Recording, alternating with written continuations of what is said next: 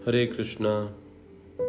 श्रीमद् भगवद गीता यथारूप अध्याय 4 श्लोक संख्या 1। श्री भगवान उवाच इमं विवस्वते योगं प्रोक्तवान् अहम् अव्ययं विवस्वान् मनवे प्राह मनुरिक्ष्वाक्वे अब्रवीत्। भगवान श्री कृष्ण ने कहा, मैंने इस अमर योग विद्या का उपदेश सूर्यदेव विवस्वान को दिया और विवस्वान ने मनुष्यों के पिता मनु को उपदेश दिया और मनु ने इसका उपदेश इक्ष्वाकु को दिया।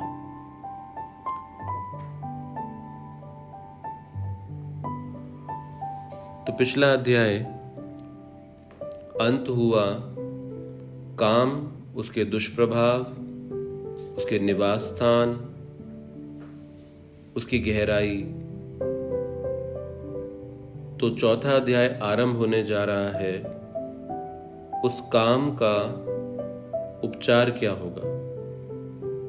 जिस तरह से अंधकार को दूर करने के लिए सिर्फ प्रकाश की आवश्यकता है, जहां प्रकाश है वहां अंधकार रह नहीं सकता, उसी प्रकार से काम अंधकार की जगह है और प्रकाश ज्ञान है। तो जहां दिव्य ज्ञान होगा वहां पर काम अपना निवास स्थान नहीं बना सकता।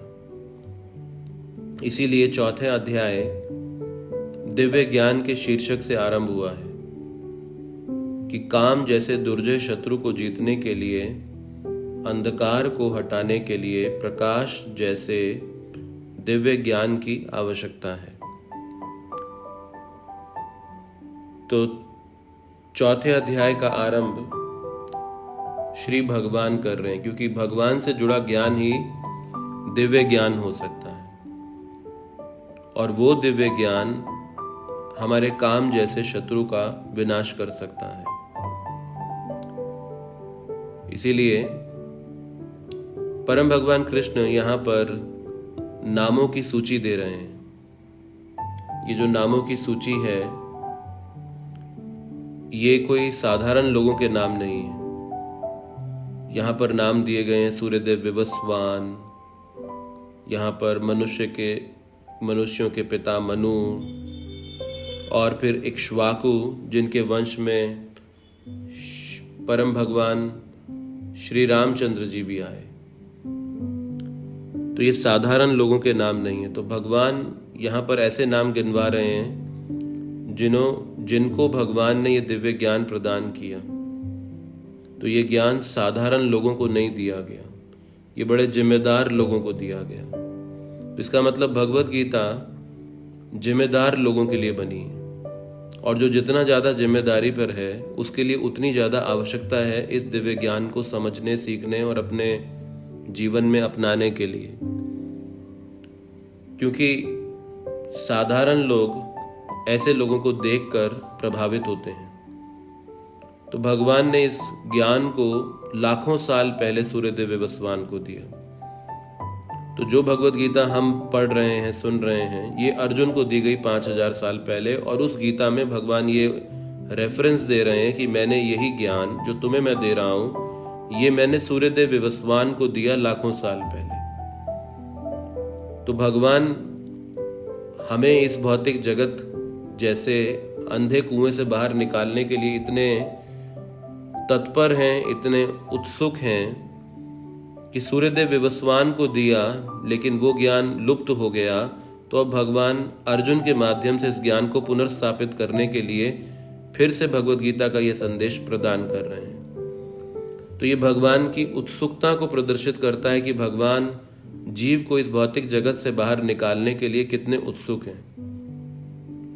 इसीलिए परमात्मा, जो कि भगवान का एक विस्तार है, तो भगवान को छोड़कर हम आध्यात्मिक जगत से इस भौतिक जगत में आते हैं, लेकिन भौतिक जगत में भगवान जीव के साथ आते हैं परमात्मा रूप में। तो जीव ने भगवान को छोड़ा है, लेकिन भगवान ने जीव को नहीं छोड़ा है, और वो परमात्मा हर जीव के हृदय में विद्यमान है और परमात्मा हृदय में जीव को इस संसार में मार्गदर्शन दे रहे हैं कि कैसे इस सत्य के पथ पर चलते हुए, इस परम सत्य के पथ पर चलते हुए इस मनुष्य जीवन का सर्वाधिक लाभ और उसका एकमात्र लक्ष्य वो है मोक्ष और परम भगवान का संबंध जागृत करना, वो कैसे स्थापित किया जाए। तो भगवान प्रतीक्षा में है हमारी कि कब हम अपना मुख जो है, जो हमने अभी उनसे परे किया है, विमुख किया है, कैसे ये उनकी ओर उन्मुख होगा, हम इस मुख को कब कैसे उनकी ओर मोड़ेंगे। तो भगवान हमारे हृदय में परमात्मा रूप में खड़े हुए प्रतीक्षा कर रहे हैं। ये भगवान की उत्सुकता को प्रदर्शित करता है।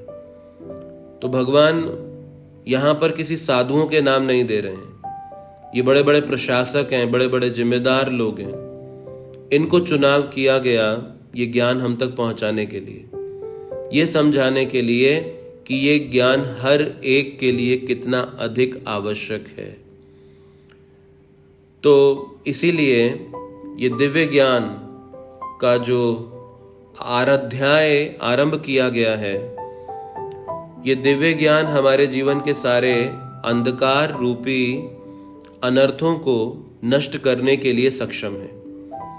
इसके लिए हमें श्री भगवान के आश्रय की आवश्यकता है। तो बिना श्री भगवान के संबंध के हम अंधकार रूपी जो बुराइयां हैं हमारे हृदय की, उनको दूर नहीं कर सकते। वो श्री भगवान के संबंध से ही जागृत होने से ही वो दूर होंगी। इसीलिए ये दिव्य ज्ञान प्राप्त करने के लिए हमें श्री भगवान या फिर श्री भगवान के जो प्रामाणिक प्रतिनिधि हैं उनका आश्रय लेना होगा। ये अपने आप नहीं सीखा जा सकता। जैसे स्कूल और कॉलेज में जानकर ही हम कुछ शिक्षा प्राप्त करते हैं, उसी तरह से दिव्य ज्ञान सीखने के लिए भी हमें दिव्य ज्ञान को सिखाने के लिए जो भगवान के प्रतिनिधि हैं उनका आश्रय लेना होगा। तो ये प्रतिनिधियों की श्रृंखला का एक कड़ी है जो ये नाम यहाँ दिए जा रहे हैं, विवस्वान, मनवे, इक्ष्वाकवे, कि भगवान ने सूर्यदेव विवस्वान, मनु और इक्ष्वाकु को दिया।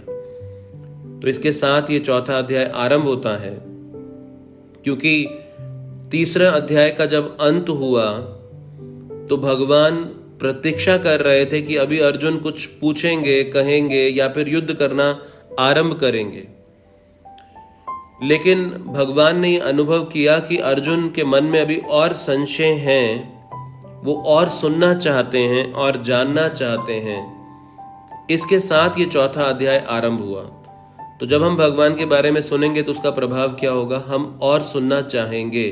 तो भगवान की भक्ति का सबसे बड़ा परिणाम क्या है कि हम भगवान की और भक्ति करना चाहेंगे। इस तरह से ये चौथा अध्याय आरंभ हुआ और भगवत गीता आगे बढ़ गई। तो अब अर्जुन के अगर ये मन में संशय ना हुए होते तो शायद ये भगवत गीता पहले दूसरे अध्याय में खत्म हो जाती। लेकिन अर्जुन के जो ये संशय थे उनके माध्यम से हमें और अधिक जानकारी और विस्तृत जानकारी इस आध्यात्मिक विज्ञान के विषय में प्राप्त हो रही है। तो भगवान ने अर्जुन को माध्यम बनाया है हम तक इस ज्ञान को पहुंचाने के लिए। तो इसीलिए चौथे अध्याय में हम अब दिव्य ज्ञान सीखने जा रहे हैं और इसका आश्रय लेकर हम अपने जीवन के अज्ञान को दूर कर सकते हैं। हरे कृष्ण।